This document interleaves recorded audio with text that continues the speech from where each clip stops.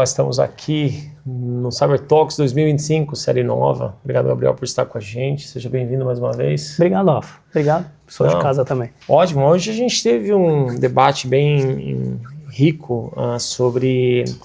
eu sei que vocês aí vão falar, pô, lá vem ele com esse negócio de AI. Mas vamos lá, vamos falar sobre o que não quer calar, mas a gente vai falar de uma perspectiva de como os hackers ou times estão usando a AI para extrair dados sensíveis e também manipular os agentes para que trabalhem em função de extrair dados sensíveis de pessoas, e isso tem trazido muitas consequências. Então, Gabriel, obrigado.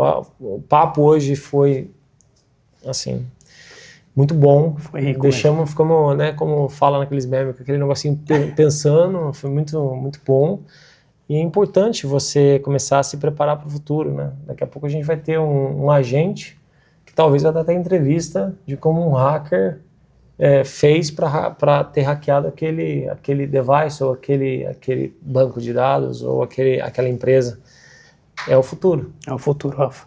A gente estava falando bastante sobre essa questão de como nós, né, humanos, conseguimos se antecipar ao risco dessa inovação que vai mais rápida que a gente, né? Então, como a gente consegue se preparar com toda essa inovação, com toda esse conhecimento, né? O quanto esses agentes, essas questões de autoaprendizagem de máquina estão crescendo e a gente não está conseguindo ter ferramentas ou proteções rápidas e necessárias com o avanço disso, né? Então, a questão de times ofensivos, né, que a gente tem, também usufruírem desse benefício, né, essa criação de LLMs, criação de testers, né, vamos dizer assim, para conseguirmos antecipar o risco, conseguirmos buscar esse teste de evasão, né, que é aquele teste de você perguntar para a IA e ela falar, não posso responder, mas se você perguntar num outro sentido, num outro viés, igual a engenharia social que a gente faz hoje aqui, né, no dia a dia, mas agora esse teste de evasão como eu consigo burlar a IA para ela me dar a informação que ela não poderia dar. Então, eu acho que tem mais esse skill que a gente vai ter que aprender de como entender como essa LLM funciona para a gente burlar e conseguir atacar, realizar alguma invasão de dados, né? Então, eu acho que os times de hacker em si, eles estão se aperfeiçoando muito nessas questões de linguagem, né, de entendendo o que a LLM tem e quais benefícios de ataque ela consegue nos ajudar para buscar dados, buscar APIs. Ela tem, né, um portfólio rico de ferramentas que a gente não sabe, né, por onde está ligado, o que tem nessas ferramentas, mas que elas conseguem buscar e identificar coisas que a gente talvez nem conheça. Então, se você perguntar para ela, eu tenho essa aplicação, estude-a. Cara, em segundos, como a gente está falando aqui, né, de GPU, enfim, em segundos ela vai estudar como funciona aquela integração, como funcionam aquelas APIs, e com isso ela vai conseguir trazer para você coisas que você não sabia, que naquele dia XPTO do ano bissexto vai ativar uma API que chama um dado e vai te trazer. Então a gente começa a trazer a IA como benefício para esses testes, para complementar um teste que é importante sim humano, ele sempre vai pensar no caso de uso que a gente não sabe, mas a IA ela vai conseguir estudar o todo muito rapidamente e nos dar insumos e testes mais rápidos e conclusivos, né? É interessante o que você falou, porque da mesma maneira que a gente está usando para o bem, de criar agentes, ou criar uma LLM para atender uma necessidade do mercado, agora com modelos que estão surgindo, como o DeepSeek, é um modelo OpenAI, inclusive, acho que o ChatGPT anunciou que vai também transicionar para o modelo open source, não OpenAI, desculpa, mas open source. Então o DeepSeek é open source, a ChatGPT está pensando em virar open source. Isso traz um ganho significativo para novas soluções para ser criadas, mas também traz um risco, como toda tecnologia, dela ser usada de outras formas. Aliás, o nosso comentário hoje na Roundtable teve um comentário sobre como que as pessoas estavam criando um agente que ele era polifórmico, ele se adaptava e cada vez ele ficava mais inteligente, cada vez mais preciso e mais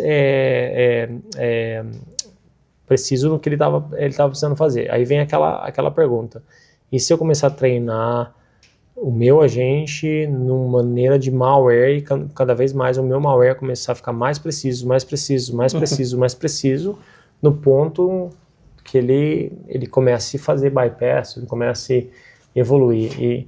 E esse é o ponto agora, como que a gente controla essa nova evasão de divisa. E se a gente for parar para pensar, isso não é difícil, né? Não. Porque o histórico de malware está aberto para o mercado. É open source. Você consegue pedir ela para estudar isso.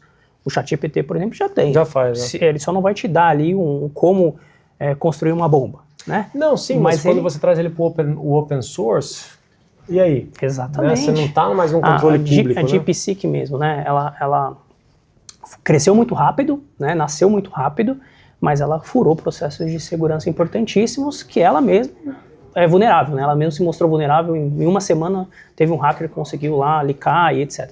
Então, acho que é justamente isso, né? O risco que a gente tem ali da informação e do dado, que a gente estava discutindo sobre isso também. O que essa IA, esses agentes vão ter de informação de dado e quanto que esse meu dado está seguro ou não.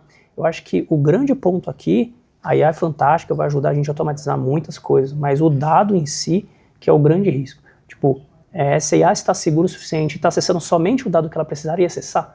Eu acho que é isso que a gente talvez tenha que ter ali, como você comentou, né? O Data Security, específico para AI, específico para cada tipo de negócio de AI. Hoje a gente escutou sobre IOPS, API-Sec. API-Sec. Novo, para mim era novo. Então acho muito interessante porque quando a gente começa a introdução... LLM-Ops. Então você começa a ver que são mais, talvez, nomenclaturas para a gente começar a definir um futuro. E elas nascem antes da gente definir, isso que é ruim, né? A gente dá o nome porque ela nasceu, e não a gente criou ela, né? Isso é muito ruim, né? Mas sim... Shadow AI. Shadow AI, né? Sai do Shadow IT para o Shadow AI. Então acho que realmente nós, né, profissionais de cyber, temos que realmente ter esse tipo de conversa para discutir soluções e conseguir ao máximo prevenir isso, né?